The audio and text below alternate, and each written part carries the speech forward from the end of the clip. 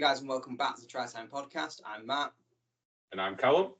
And we're deviating a little from our usual what the fuck has rugby been doing this week kind of podcast to enter something that's even more what the fuck are rugby doing.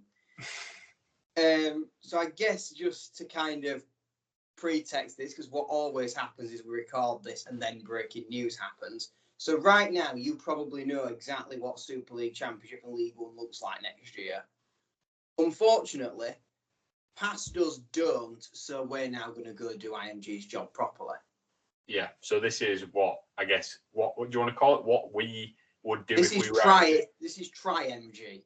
Yeah, trying to structure how our structure of at least the top end of rugby league should look in this country.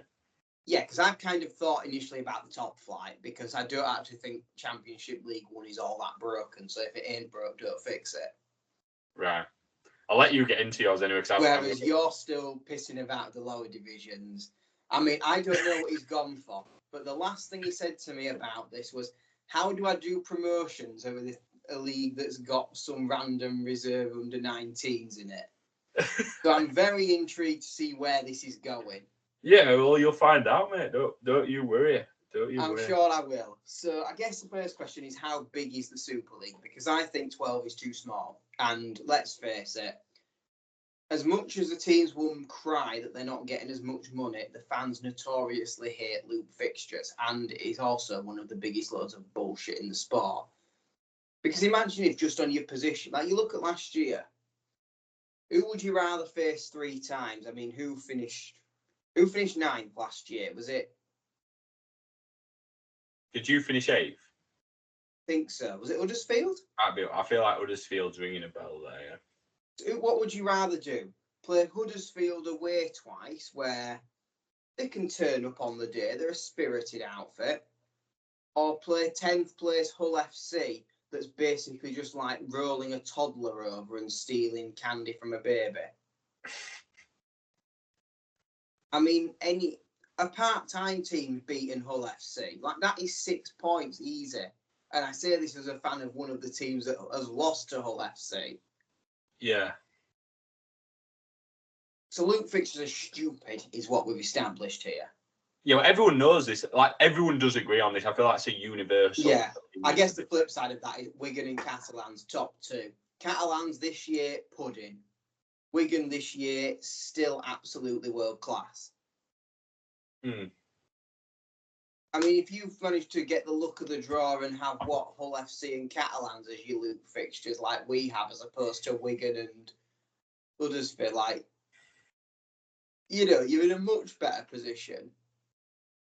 No, yeah. So basically, they need to go, is where I'm at.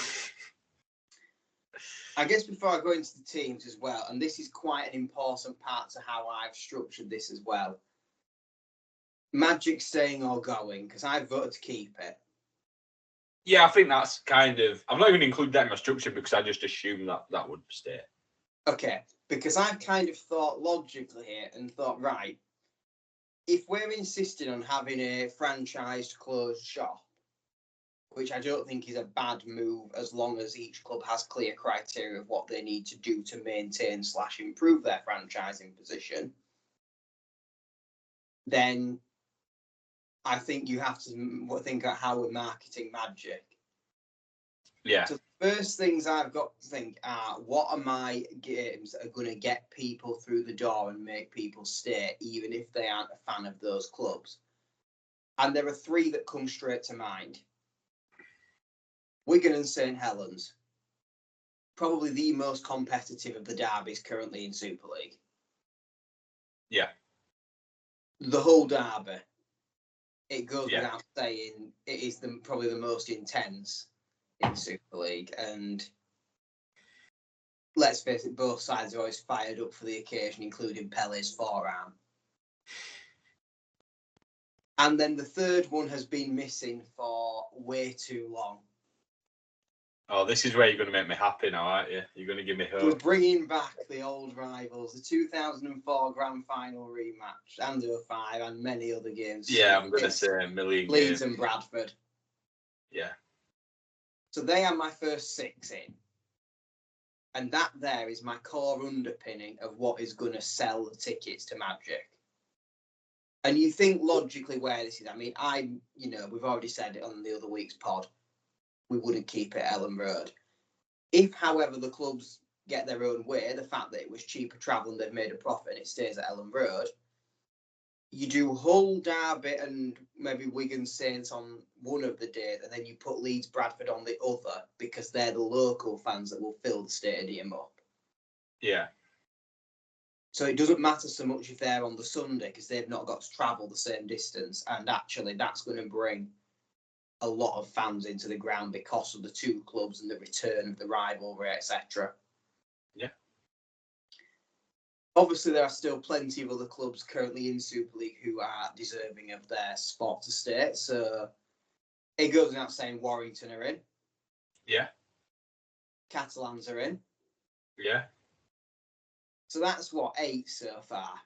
Yeah. I'm assuming you wouldn't have them face off at Magic, or would you? No, not necessarily. No. I think those three are kind of my under, and then I think the others would kind of go on what's going to look competitive at the end of the previous season, which doesn't always work, as proven this year. But I mean, you probably could slot Warrington interchangeably into most of those games, and you'd get a good game that would still get fans in. Because I think Leeds Warrington was deemed to be quite a high-profile fixture this year. Equally, Wigan and Wire in the Challenge Cup was.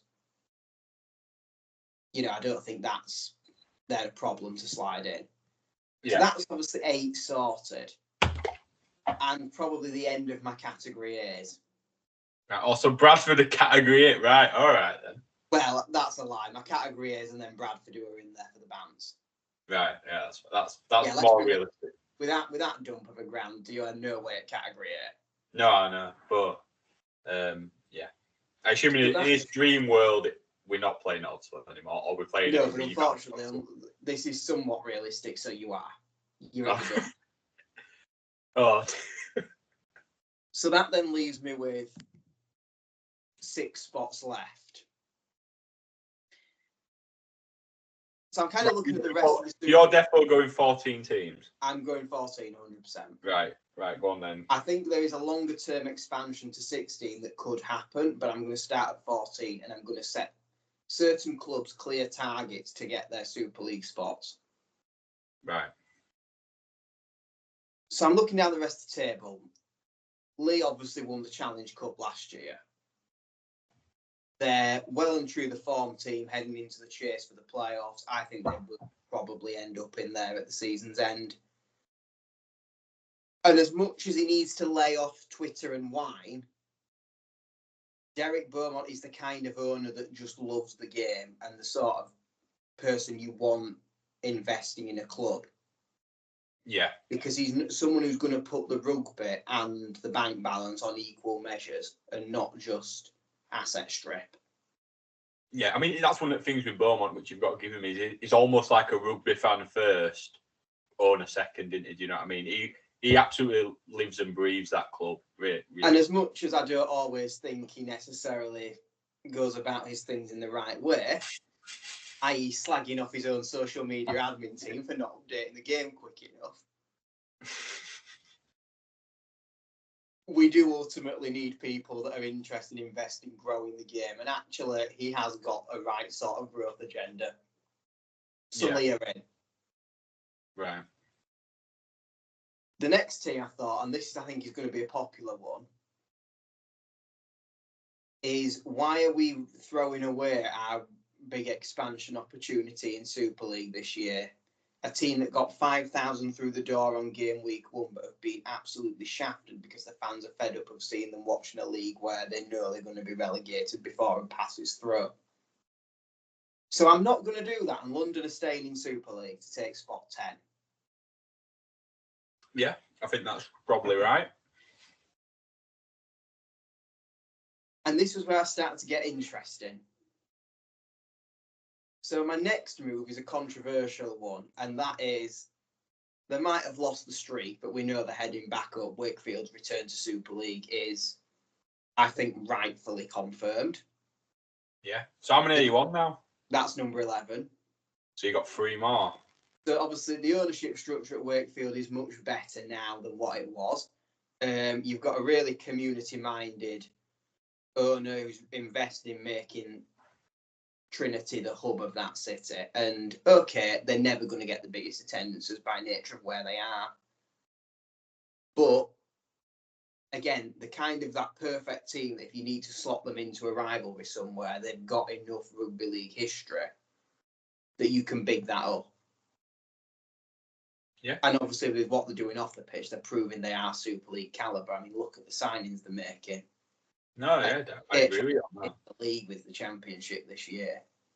Yeah, I agree. And I guess as the reward for beating them and also to strengthen our broadcasting position on the continent as Super League Europe, Toulouse are taking spot 12. Right, okay. I know what you mean. Someone's getting upset here, aren't they? Which means one of the existing cohort is relegated. But no, I agree with. I think Toulouse deservedly. I think if you're looking to expand the game, I think that's the way you've got to go with it, really. And I also potentially think this is the perfect. So obviously, and this was done stupidly last time by the current RFL, but you've got the perfect chance to grow French International Rugby League by doing your mini test series over there, kind of on back-to-back weeks with, say, Toulouse and Catalans. You can almost use that dual Super League to kind of make a bit more exhibition of it. And obviously we can't do the mid-season international with that game because there'd be too many players playing in both. And obviously it kind of worked. Well, I mean, it didn't work, but it kind of got away with it because there was no Super League that week, whereas obviously you wouldn't have that eventuality with both those two in the top flight. But ultimately, if you want to grow the game in France and really show that this is an open shop in terms of actually playing rugby league and getting into this franchising model to then improve, then Toulouse kind of have to be up there. No, I agree. And actually, I've just thought of this. Obviously, we've been seeing potential Magic weekends touted about, and I've seen Paris mentioned, which, for the record, I think is an absolute disaster waiting to happen.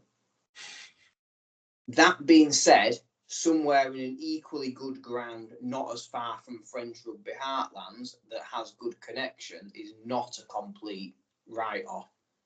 So I'm thinking straight away there, you've got like Montpellier, for example, that's in the right corner of France.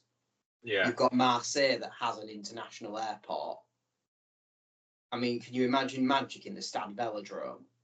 Yeah, that'd be magic. That was awful. Christ. Right, that is like on St James's Park level backdrop. And again, you're right near in the centre. You've got the metro and everything. Obviously, I went to the Stade Velodrome in the summer. Mm-hmm. And the facilities there are more than good enough. You know, you're opening up that opportunity more to do something in France and actually put them two off against each other. You're winning. Yeah, I agree. I think that's smart. And then this was my dilemma because I've now got 2 spots left, and I don't think there's anybody in the lower divisions at this point that's worthy of earning a promotion. Yeah. So I'm now sat with 3 teams vying for 2 spots. And as the only one in contention for the playoffs, and by far the best structurally in terms of getting consistent performances, Salford are definitely taking spot 12. No, 13. Right. Very recent grand finalists. Obviously, they're holding the cards at the moment by being in 6th place, albeit I'm not convinced they'll cling on to the end of the season. The stadium issue seems to now be sorted with the council. There's ongoing question marks about the finances, and they definitely need to work to up the attendance, given that they've got the entirety of Greater Manchester to be playing with. And I think that's kind of what you set them as a target, that if they grow their average home attendance or their season ticket numbers up by X%, they will not be considered a threat at renewal point in X amount of years' time. Yeah. And that's kind of, I think, if we're going to have a rotating thing where teams can come up, rather than, say, the NRL just adding a new franchise in, that's the way we're going to have to do it in terms of achievable long-term targets for clubs. Yeah, no, I think that's... Because that's what's going to promote stability, ultimately, and give them that transparency to act within their means. Yeah, I think that's fair. So then it's Cass and Huddersfield, and this was a really tough dilemma, because both teams have kind of had a very similar recent past. Obviously, they played out a 2-point ball game at Ellen Road literally 2 weeks ago. They're back next to each other in the table. They had very underwhelming 2023s. If you look at the trophy cabinet, you've got a lost final and a league leaders shield in the last 15 years, and that's about it. Yeah. And it's kind of swings and roundabouts. So obviously, Cass made the grand final. They won their league leaders more recently. But Huddersfield got to Wembley literally 2 years ago. And this is a really tough one. Because if you look at who's the better run club, you would probably say with the money that Davey has plugged in, it's Huddersfield. Yeah. They're kind of the team you look at and think, right, in 5 years' time, they're not going bust. Yeah, well, yeah. Financially secure, I'd say. Whereas obviously Castleford were provisionally out of the 12. There was the question mark over their accounting that supposedly gained them extra points that God knows when. We'll see when that plays out in the wash what happened with that. Obviously, they've had new investments since then. They've really worked on that stadium and put some seats in. But Huddersfield still have a much better facility.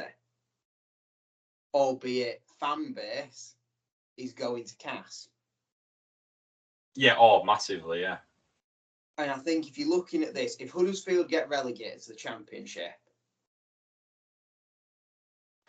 I don't know what the ramifications are for that, because the likelihood is they would still get a decent amount of money pumped in. Yeah. Obviously, they may see an impact on attendances, but it's probably not going to be as severe. Whereas for Castleford, the town lives and breathes rugby. Like, the Tigers are the hub of that town. And if they drop, is there a danger that you lose that entire contingent and they become disillusioned with the sport, particularly given it's not like last year where they've lost it on the pitch. Yeah. But there's no arguments. So this was the toughest decision of them all. But in the end, I had to go for what I think is the least damaging to the game, and that is Castleford staying in Super League. Right, yeah. Because I think there's too big of a danger that you lose that sport and the entire club culture is gone. Yeah, I mean, I now, feel what like... I would say on that, if we're going to talk about conditions on franchising, Castleford need to start getting to Golden Brick and build that new ground instead of just producing some images every 10 years. They actually need to get work started on that and prove a funding plan that says it's going to be completed.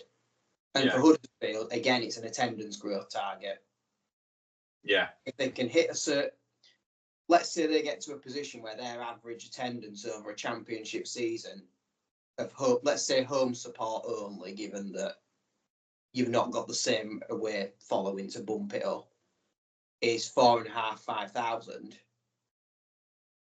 I think you say if you can achieve that, we'll put you back up. Yeah. Because again, that sets out then what they actually have to do. And in a similar vein, in terms of championship, I would also set a very similar target to York, who obviously have the facilities to play Super League, but at the moment the fan base isn't there. Yeah, so they need to grow the fan base. Because them and Featherstone are probably the next two in the championship who I would say are in the queue. And for Fev, it's... I would disagree, by the way. Ultimately, they need to stop getting themselves in trouble. Yeah. And I mean, I think the problem with Feather, I guess, is the financial difficulties and... yes, that was as much financial trouble as it was the crowds. Yeah. So yeah, I think Fev would be a lot further down that. I think, and yeah, I know you're going to say that just because I don't like Fev, but I think No, I I think think there's a danger Sheffield now. It depends. I would be guess it's higher. one of those because at the moment they are propped up a bit by Hull KR's dual reg, which is obviously not sustainable. I think likewise you've probably got an attendance question mark over when Sheffield get their new ground moved into, because then they're going to have a modern facility that actually is going to be of a good standard as well. So that's kind of my challenge for those two in particular and Huddersfield. Grow the game locally, get a nice core set of fans there, and then actually that's what you then build on and look at top flight. Yeah. But of course, the other thing we don't want is clubs getting promoted, spending silly money trying to chase it, and then end up going and doing a Whitehaven. Yeah. Which is the other danger, which is why I think you're going to have to put exemptions in place, and ultimately why I think each club needs an achievable target in order to stay. Then they can actually long-term plan what their squad's going to look like and whether they're on track to be guaranteed a space, whether they're up for renewal or whether it's heading down. Yeah. I think that's fair. So that's my plan. And then at the Championship and League One are largely unchanged. I would probably add a couple more expansion teams into League One just to try and get 12 and 12. Of those, obviously, they made their Challenge Cup debut a number of years ago. I think what you want to be doing is really trying to get more restructure the finances in terms of rugby so that there's a bit more to play with for these lower tier clubs, which is difficult, I know, because the Super League clubs don't have much money to start with, but that needs addressing, and you probably want to start encouraging and try to get Red Star involved. Yeah. I think that's fair. Because at least it's a cheaper place to get to than Toronto. Yeah, well, that is true. I mean, a lot of people probably like a good weekend away on piss. Exactly. Weekend in Belgrade, cheap beer. So, is your promotion relegation is it just set like how it is and no promotion relegation? No promotion relegation. Franchises will be up for renewal every, I'm going to say 4 to 5 seasons, with each club having a set objectives criteria for what their individual franchising will be based on. And I guess kind of how IMG have done, obviously your Cat A's that have got the stable bank balance, the facilities, your Saints, Wigan, Leeds. They're not in trouble, are they? They're probably exempt from the objectives criteria. They just have to maintain category A status. That is their sole objective. Yeah, and I guess your idea within that, similar to IMG, would be to have 14 Cat A teams.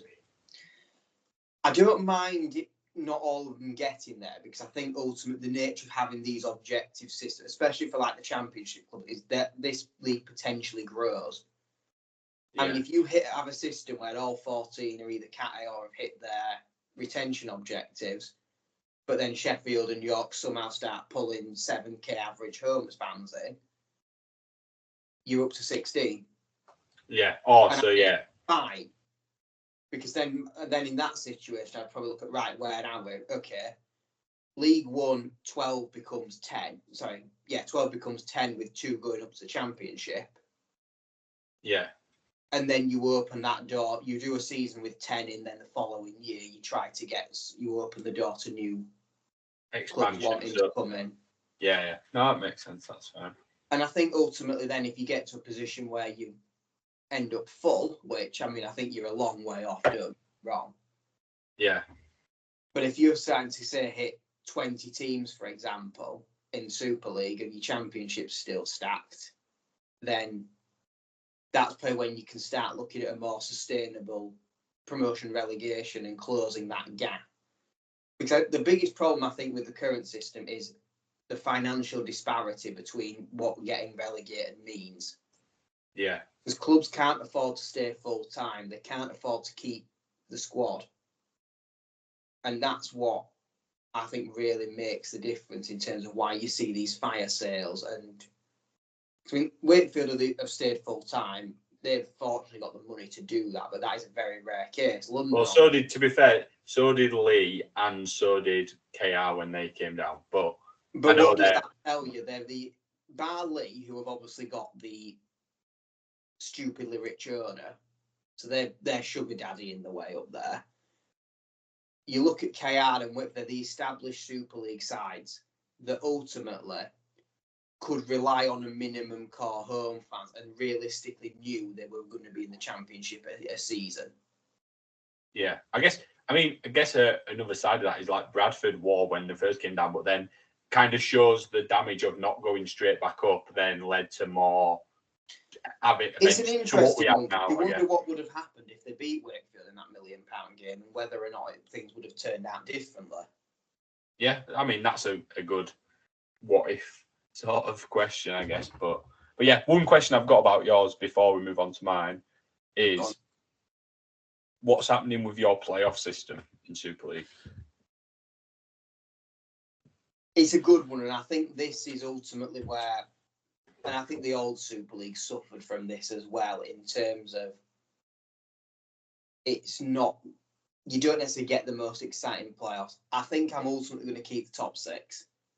Right. Because, you know, I've made no secret here. My favourite system is the 8s. Yeah. And if you get to a point where the top of the Championship and bottom of the Super League are very much pulling similar financials, I think you look to bring that system back. Yeah. But I think to expect a 27-round season, then 7 loop fixtures to determine 8 would be just ridiculous. Right. From a player welfare perspective, especially with you're not going to like mine then. With the introduction of like maximum minutes per player that they're looking at the moment. Yeah, fuck that, man. Fuck that. Yeah, I don't. Professional athletes. You're telling me I don't care. Play. You can. Oh, I tell you. You wait till you get on to mine. I tell you. Well, I mean, that. Do you know what? We should probably cover that on another pod because I think we both have very much agreeing views on how stupid that is. Yeah. But from a player welfare perspective, I don't think expecting them to play 34 games plus then semis and a grand final is really. Why? They do it in Premier League, and they're, it's like, I know it's not as physically taxing, but that's the thing. It's physically taxing, and it's obviously look at the state of the game at the moment with it being sued. Let's be a bit more sensible. I think you go top 6 and you keep the current ones, and then obviously you don't have this relegation dogfight, which annoyingly towards the back end of the season is going to create a fair few dead rubber games where it doesn't really matter who wins. But we've had that for years. How many times in the 8s did you get 7th versus 8th when both of them are mathematically out of the playoffs? Yeah. No, I get the. At least then the top 6 is probably going to be achievable for 10 teams going in through the bulk of the season. Yeah. And then I think Championship League 1 is largely unchanged, 2 up, 2 down. Right. Are you ready for mine? I already know this is going to be chaos, so go on. Right. So we'll start with, I've got a coherent system going on here where, no stones going unturned. The only stones I haven't unturned is Challenge Cup and fucking 1895 Cup, but that's, Oh, well, you know what I'm doing with Challenge Cup. Get rid of this stupid seeding. If Wigan Warriors have to play away in round 1 at Hunslet Parkside, I don't care. Send them there.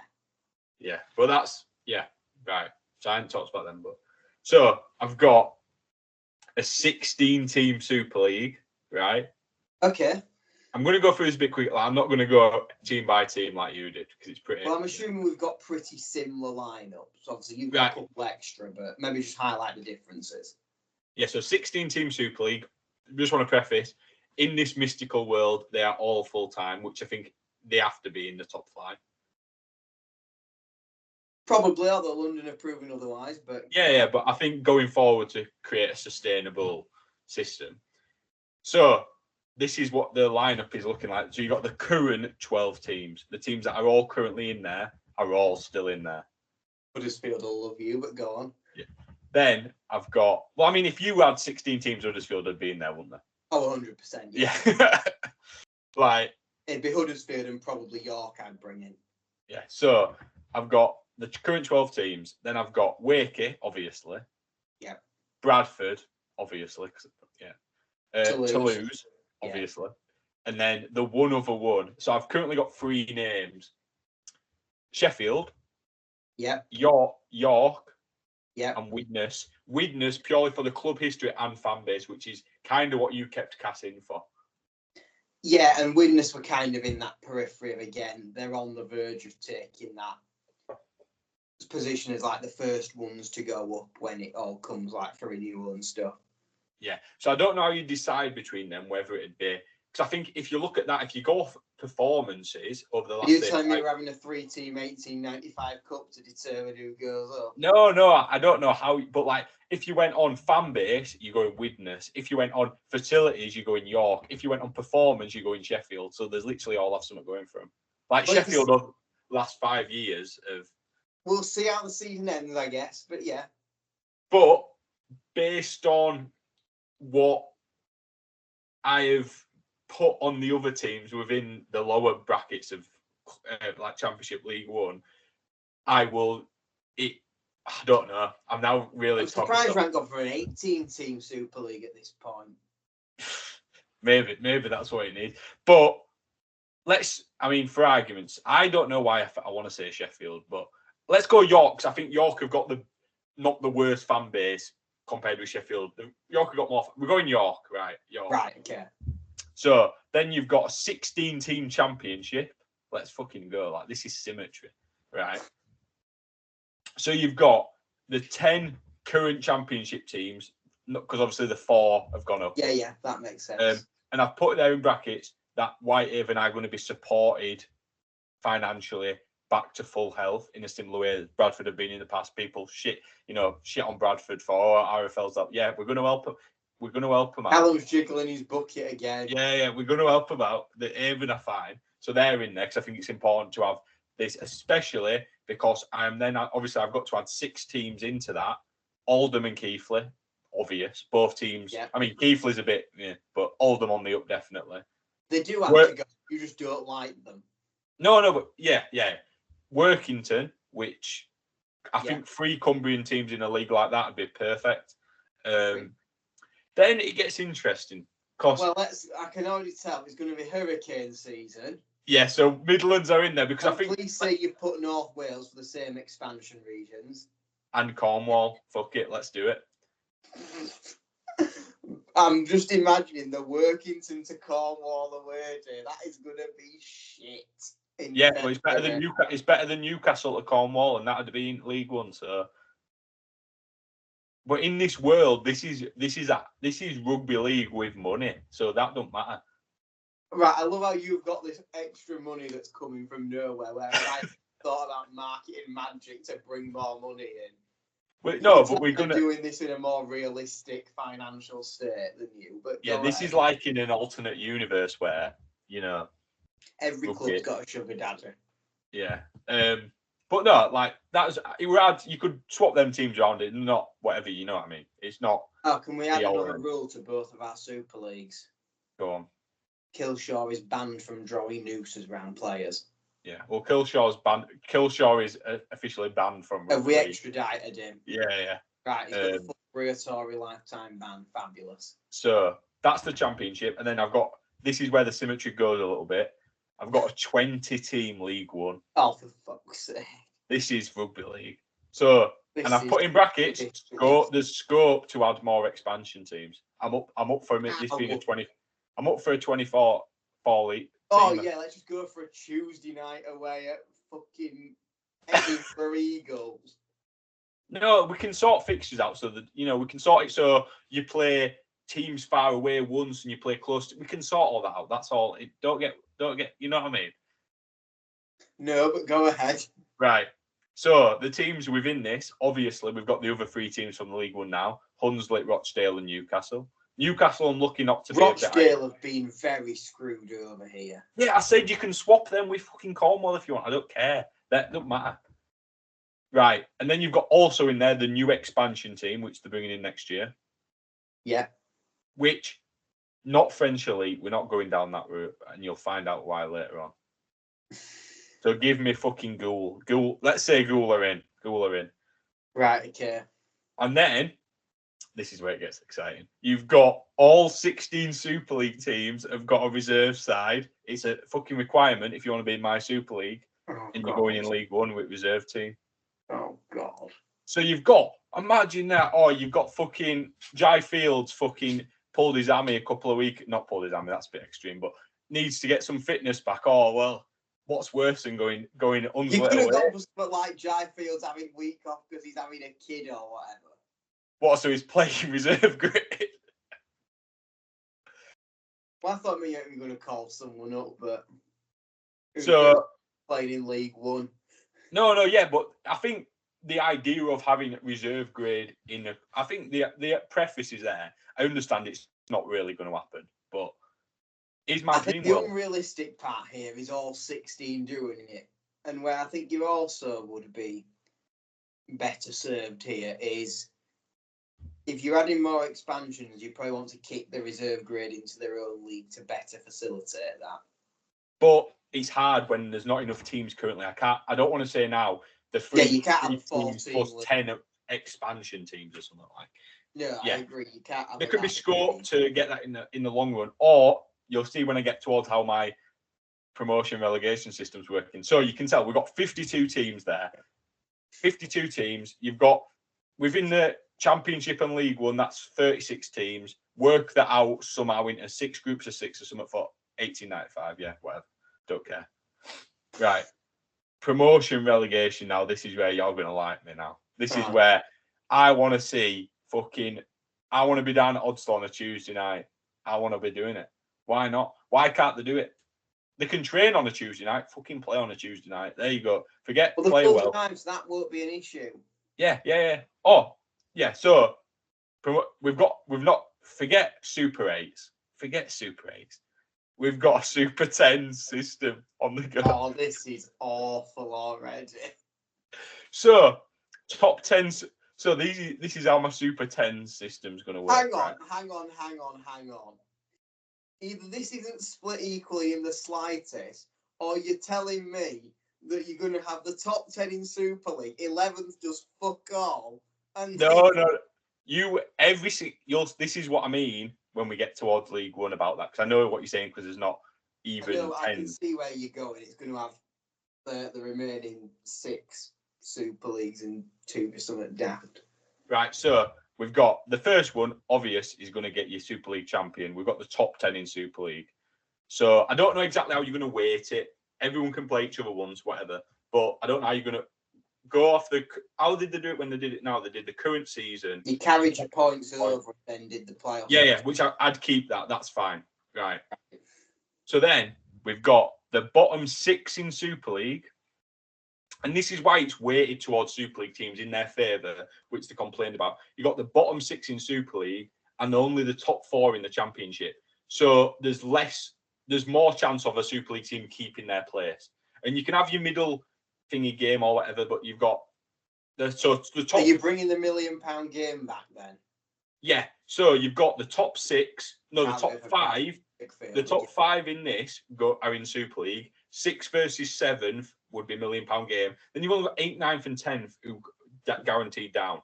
I think that favours Super League whilst giving the Championship clubs a realistic chance. Yeah. Right, that's what I'm going there. Then you've got the easiest bit I had to pick, the Championship Shield from 5th to 14th. So you're leaving the last 2. Remember, the last 2 in Championship, it's danger zone. Championship Shield, the classic, best trophy Bradford ever won. Championship Shield, right? So then you've got the bottom 2 in the Championship, right? And the top 8 in League One. Include the fucking reserves in it. Yeah, we'll put a rule in where I'm going to put a rule in for the reserves where they cannot somehow. I don't know how we're going to do it. They can't, if they've got 1 game to play to win and they can't call in out first team. There's got to be a rule there or something. Come playoff time, any player playing for the reserves has got to have already played at least 2 matches or something for reserve. I don't know. There'd be a way of doing it. But yeah, then you've got. But remember, there's only bottom 2 of the championship, so only 2 teams. So either the championship team. Well, the easy way to do this would be cap the number of players that you could have that are registered as part of the senior squad. Yeah, something like that. That's fine. I won't go into details on that. But yeah, so you could easily have, and second versus third in this 10 league would be the £1 million game. So there's a high chance you're not going to get there. But it's just some extra games, some extra revenue and stuff. Right. Are reserves allowed to be promoted? Yes, but not to Super League. So if in this hypothetical world, do you know what I'm really excited for? What? The £1 million game of Salford versus Salford reserves. What? Oh, do you mean if a Super League team comes? Yeah, there'd have to be a rule where. Let's say Salford reserves get promoted out of League One. They then make the upper bit of the Championship. And then in the Super League playoff race, they finish 6th and 7th. What a thrilling game that will be. I wonder who's going to be up next year, because then Salford reserves will become Salford and Salford will become Salford reserves. There'd have to be a rule. I'd have to iron something out. This is like if you had Bayern becoming Bayern Munich 2 and just switch them. Yeah, or you could have a rule where they can't get promoted, and yeah, that's fine. I'm not thinking about that. I'm just thinking pure in terms of the amount of teams. And then obviously I've got 12 teams left over now. So give me the bottom 12 in League One. They can't go down anywhere. Chuck me over. I don't even know how many teams are in it, French League One anymore. I want 8 of them anyway. Give me 8 of them. That's give me a 20 team. We'll do some sort of tournament within that, right? French Shield. There you go. The French Invitational. Fucking get me there, man. For God's sake. Let's do it. I mean, what I don't hate the idea of is the whole French thing. However, what I would probably do in that case is bin off the Championship Shield and call that at the end of the regular season and then send the Championship lot over there. Maybe, yeah. I mean, that's what because I mean. I think that gives you more competitive games when you look at the likes of Seguiero and Battieri who've come and swapped the off-season for a Championship. Yeah, but you've got to remember, this is just going to be... Likelihood is the bottom 12 League One could just all be reserve teams. They could, but then I also don't think you've got to think from a perspective. All right, that's fine for the French. Over here, they won't give a shit because they'll be watching the main team in the top flight. Yeah, that's true. That's the Whereas the Championship team would put.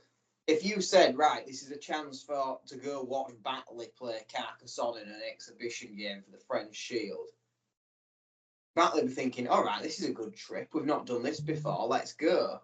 Yeah. Whereas if we're going to play their reserves over in France versus the first team who've got a crucial game to get the league leads against Warrington at home, where are the fans going? That's where I guess you potentially do your double headers. Which I know, obviously, like when I'm saying French Invitational, the French doing away all the time.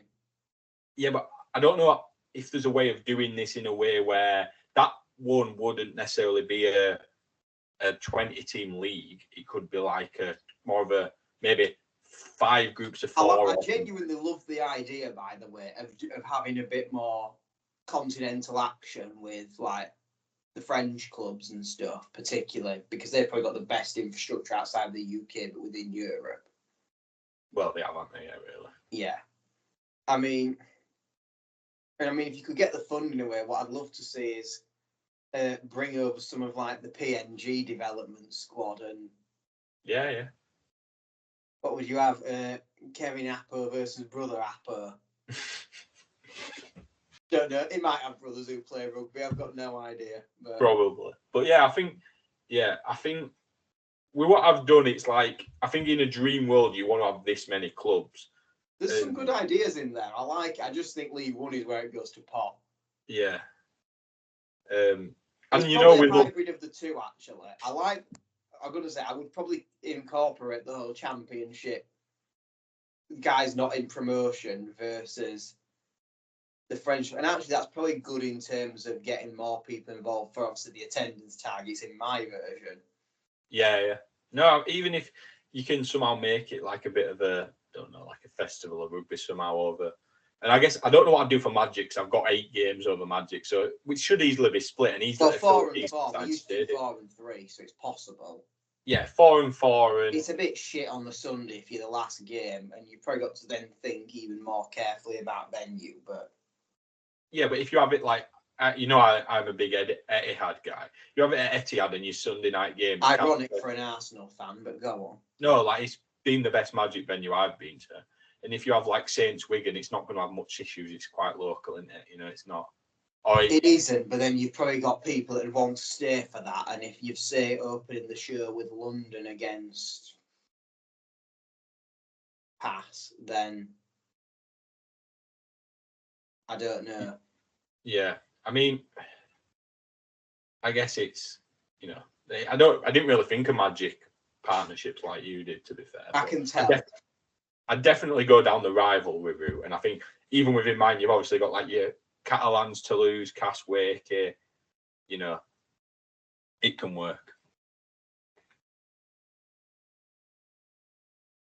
Right.